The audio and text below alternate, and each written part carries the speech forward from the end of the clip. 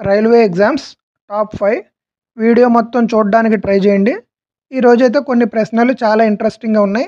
అలాగే నిన్న right angle triangle మీద ఒక వీడియో చేసి పెట్టా. ఛానల్ మెంబర్‌షిప్‌లో ఉంటుంది.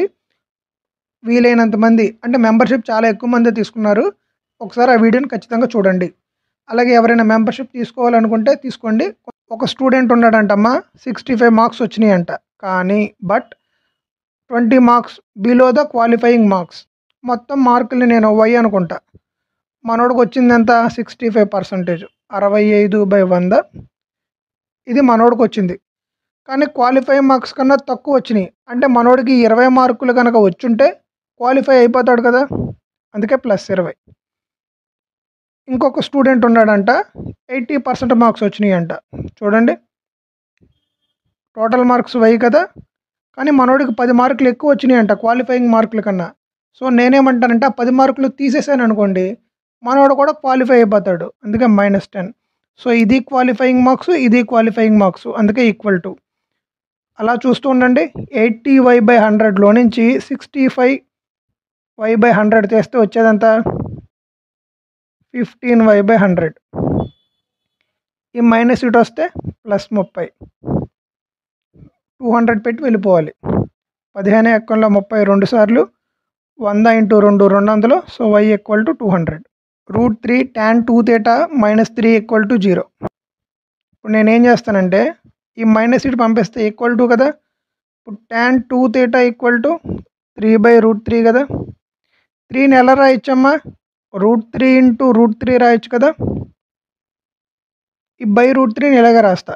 ఇప్పుడు ఈ √3 క్యాన్సిల్. tan 2θ = √3. ఇప్పుడు నేనేం చేస్తానంటే ఈ √3 ప్లేస్లో √3ని ఏమని రాయొచ్చు, tan 60 degrees అని రాయొచ్చు కదా. అప్పుడు 2θ = 60 degrees. θ అంటే 30 degrees. ఎగ్జామినేషన్లో ఇది రాయకూడదు, ఇది ఒకటి రాయాలి, ఇది ఒకటి రాయాలి.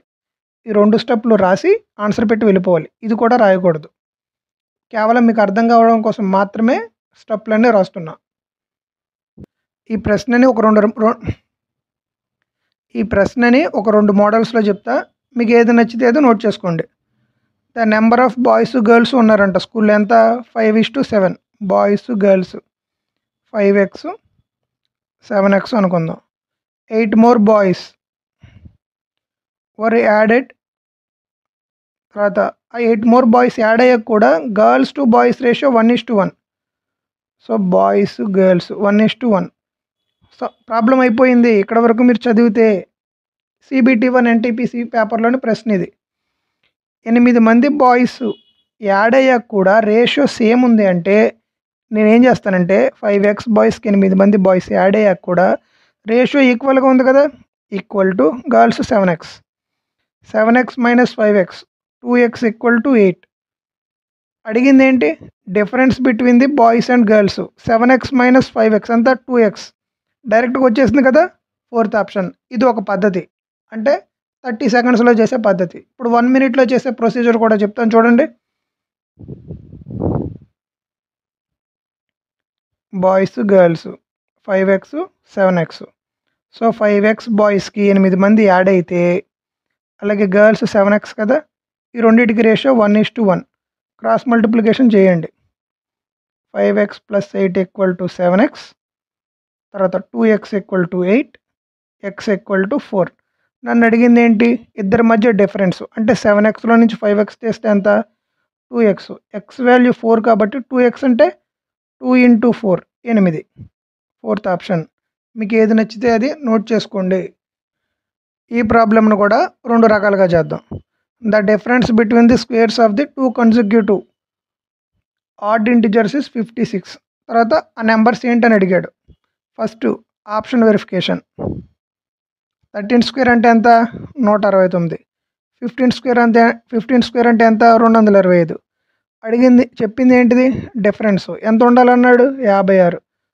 15లోంచి 9 తీస్తే 6, ఇంకా 56 వచ్చేసింది కదా, ఫస్ట్ ఆప్షన్. ఇది ఒక పద్ధతి. ఆప్షన్స్ అన్నీ ఈజీగా ఉన్నాయి కాబట్టి ఇది వాడా. పెద్ద పెద్ద ఆప్షన్స్ ఉంటే ఇక్కడ 56 ప్లేస్లో 567 అని ఉంటే అప్పుడేం చేయాలి, ఇప్పుడు సమ్ చేద్దాం మనం. ముందుగా ఒక ఆడ్ నెంబర్ని A అనుకుంటా. అప్పుడు తర్వాత వచ్చే ఆడ్ నెంబర్ ఏమవుతుంది? a+2 ఏమన్నాడు?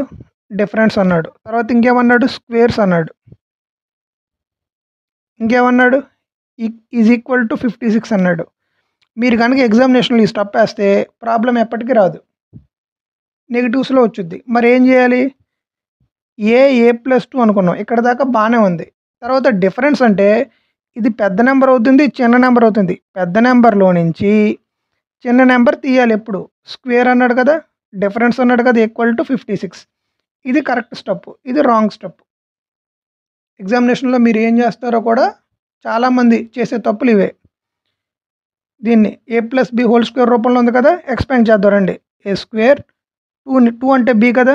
b² ప్లస్ 2ab అంటే ఎంత? 4a. ఇది minus a² equal to 56. a² cancel. 4a equal to ఈ 4 ఇటు వస్తే ఏమవుతుంది? 56లో నుంచి 4 చేస్తే 52. 4a ఈక్వల్ టు 52 అంటే a ఈక్వల్ టు 13. ఒక నెంబర్ 13 వచ్చింది a అని. ఇంకొక నెంబర్ ఏమవుతుంది? a+2 13కు 2 కలిపితే 15. First option. ఆప్షన్స్ చిన్నగా ఉంటే డైరెక్ట్ అటాక్. ఆప్షన్స్ పెద్దగా ఉండి ప్రాబ్లం తెగకపోతే ప్రొసీజర్. ఈ సమ్‌లో కూడా చాలా విలువైన పాయింట్స్ కొన్ని ఉన్నాయి. చూడడానికి ఈజీగానే ఉంటాయి కానీ మధ్యలో తెగవు. p ఇచ్చాడు 2 + √3 అని. q ఇచ్చాడు 2 - √3 అని. p/q అన్నాడు. బై పెట్టేశా. ఇలా చూడంగానే మీకు వచ్చేసేయాలి ఈ సెకండ్ ఆప్షన్ ఎలిమినేట్ చేయాలి అని. ఎందుకో నేను చెప్తాను. ఆల్రెడీ ప్రిపరేషన్‌లో ఉన్న వాళ్ళైతే ఈ సెకండ్ ఆప్షన్ ఎలిమినేట్ చేయాలి ఈ స్టెప్ రాయంగానే. ఇది 2 - √3 కదా! న్యూమరేటర్‌ని, డినామినేటర్‌ని ఇక్కడ కింద 2 - √3 ఉంది కాబట్టి 2 + √3తో మల్టిప్లై చేయాలి. ఎందుకు మల్టిప్లై చేయాలి? చూడండి. ఇది a - b, ఇది a+b రూపంలో ఉంటే ఏమవుతుందమ్మా formula? Into a - b into a+b అంటే a² - b². పైది a+b into a+b whole square 2 + √3 కింద. ఇప్పుడు a² అంటే ఇక్కడ 2a కదా! అంటే 4 మైనస్ b² అంటే √3 అంటే 4లో నుంచి 3 చేస్తే 1. సో కింద డినామినేటర్ 1 ఉంటుంది. ఇప్పుడు 2 + √3ని ఎక్స్పాండ్ చేస్తే అదే మన ఆన్సర్. స్క్వేర్ ఉంది కదా! a². b² అంటే √3 అంటే 3. 2ab 2 into a 2 into b. So 7 + 4√3/1 ఎక్కడుంది? First option. నేను ఇందాకడ సెకండ్ ఆప్షన్ని ఎలిమినేట్ చేయాలి అని చెప్పా. ఎందుకని? పైన a+b ఇంటూ a+b ఉంది. అంటే మీరు a+b² ఎక్స్పాండ్ చేయాలి. ఖచ్చితంగా a+b² ఎక్స్పాండ్ చేస్తే నెగిటివ్ వస్తుందా? రాదు కదా! అందుకని ఇది చూడంగానే ఎలిమినేట్ చేయాలి. Thank you.